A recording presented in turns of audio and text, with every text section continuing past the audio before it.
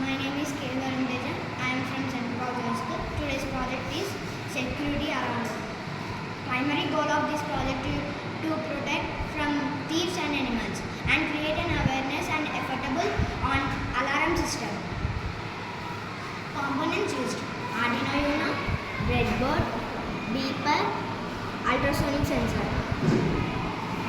Uses of the project: we can protect our houses from animals and thieves, and such thieves like robbing golds and money.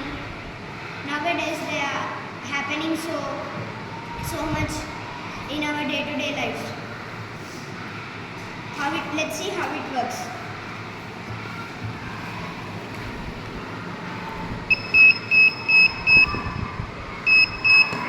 When an animal comes near to the ultrasonic sensor constantly measures the distance between the animal and ultrasonic sensor and gives output as beeper will sound.